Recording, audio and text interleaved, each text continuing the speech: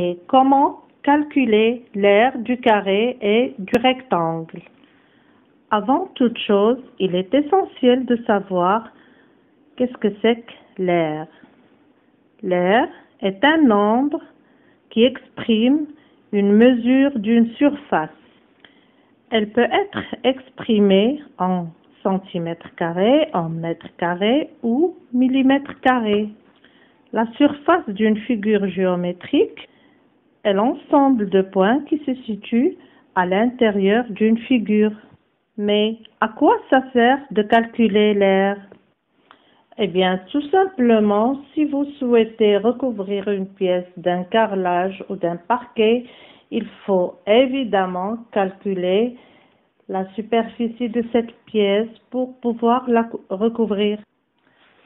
Alors, savez-vous calculer l'aire d'un rectangle ou d'un carré? Eh bien, c'est parti. Commençons par le carré. Découvrons tout de suite cela. Pour te faire comprendre comment calculer l'aire d'un carré, voici un exemple avec des carreaux. Pour te faire comprendre comment calculer l'aire d'un carré, voici un exemple avec des carreaux. L'aire de ce carré rouge est constitué de 16 carreaux bleus. Si on mesure la longueur du côté de ce carré, l'aire est constituée ainsi de 16 carreaux, donc 4 fois 4, c'est 16. Pour calculer l'aire d'un carré, il suffit donc de calculer le côté fois le côté. Je te propose un petit exemple. Voici un carré de 3 cm de côté.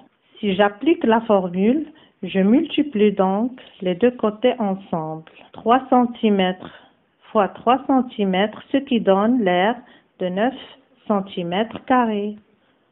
Poursuivons donc avec le rectangle. Connais-tu déjà sa formule?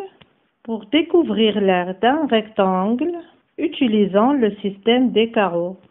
L'aire de ce rectangle rouge est de 15 carreaux. Sa longueur est de 5 carreaux et sa largeur de 3 carreaux. L'aire ainsi est constituée de 15 carreaux. La formule pour calculer l'aire d'un rectangle est longueur fois largeur. Illustrons par un exemple. Voici un rectangle de 7 mètres de longueur et 4 mètres de largeur.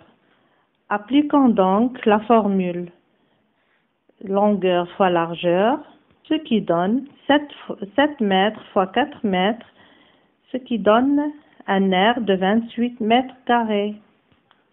En résumé, il faut retenir les deux formules. La formule du carré, c'est côté fois côté, et celle du rectangle, longueur fois largeur.